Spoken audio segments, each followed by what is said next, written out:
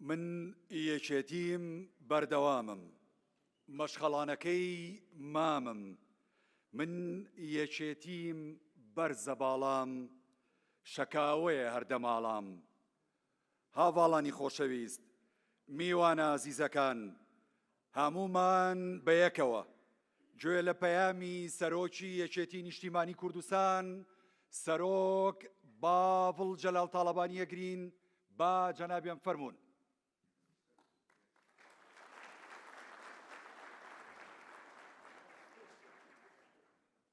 ئەخ من ڕێکە ڕۆم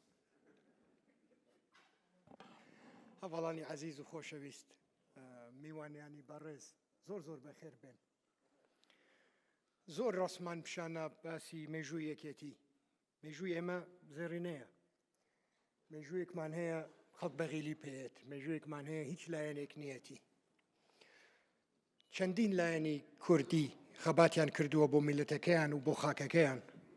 کەسە و قوربانیە یەکێتی نیشتیمانی کوردستانی نەداوە، قوربانی ئێوەی نەداوە. ئەمانەی کە ماندوو بوونە کە بەڕێزەوە بە شانازیەوە من ئەتوانم ئیمڕۆ هەر تەنیشتی بوەستم. مێژووەکەمان زێڕینەیە، بەڵام ئەبێ ئایندەکەمان جوانتر بێ.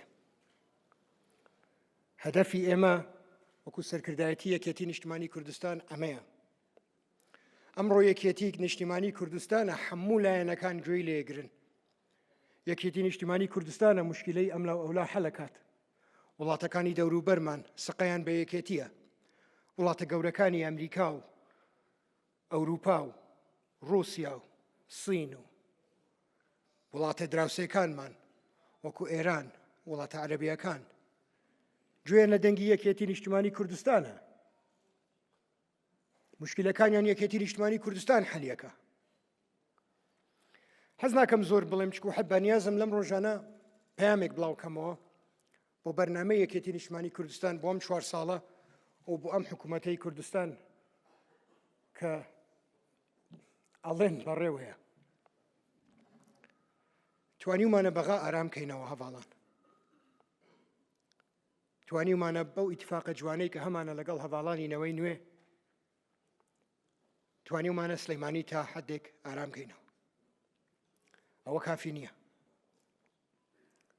دوای ئەمە پرۆژەیەکمان هەیە بۆ دەست درێژکردن بۆ جۆرێک لە یەک تێگەیشتن لەگەڵ هەموو حیزبەکانی کوردستان.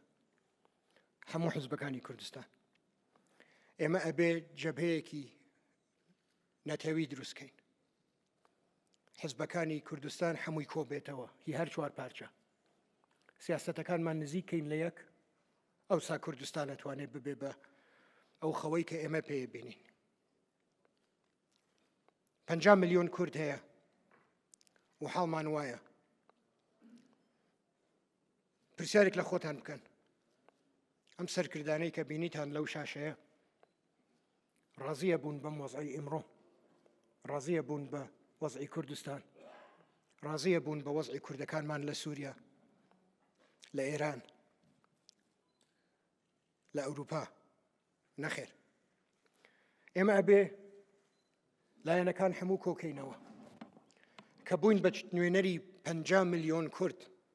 هێز نییە لە دنیا بە ئێمە بڵێن نە، کە بە چەقەنەیەک 1 ملیۆن کەست هێنایە سەر جادە لە ئەوروپا، ئەو وڵاتە عەزیمانە حەدیان نابێ وەکو پێویست ئاگایان لە کورد و کوردستان نەبێت. ئەلێرە من بەڵێنێکتان پێ ئەدەم. وایە ئێمە کوڕ و کچی مام جەلالین، هی کاکۆسرەتین، هی جەبار فەرمانین، هی عەلی عەسکەرین، هی شەهید ئارامین. ئێمە ئەبێ شتێک بکەین کە مناڵەکانی ئێمەش دڵیان بەوە خۆش بێ کە کچ و کوڕی ئێمە بوون. چی ڕووی داوە پێشتر؟ هیچ نییە لە چاو ئەوەی کە ئەیبینن. چەند بۆ پێشەوە ڕۆیشتون؟ هیچ نییە لە چاو ئەوەی چەند بۆ پێشەوە ئەڕۆین. ئەوەڵین هەنگاوی ئەوەش ئەوەیە کە ئیشەڵڵا بە پشتیوانی خۆی گەورە لەم ڕۆژانە لەگەڵ هەڤاڵەکانی نەوەی نوێ ئیتیفاقێکی استراتیجی ئیمزا ئەکەین، دەست درێژەکەین بۆ لایەنەکانی تر بۆ بەڕاستی گۆڕینی ژیانی هاوڵاتی کورد لە کوردستان و باشکردنی وەزعی خوشک و براکانمان لە عێراق چکو ئێمە هەم گیرفانمان هەم ڕۆحمان بەیەکەوە بەسراوە.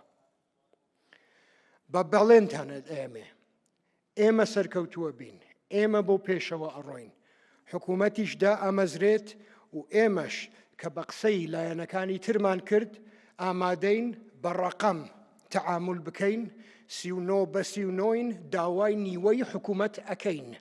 من زۆر سپاستانەکەم، زۆر بەخێر هاتن، هەر بژین هەر بۆ پێشەوە بە یەکەوە کورد و کوردستان بۆ پێشەوە.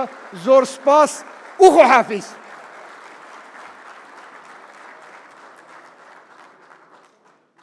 سپاس بۆ جەنابی کاک باڤڵ سەرۆکی یەکێتی نیشتیمانی کوردستان.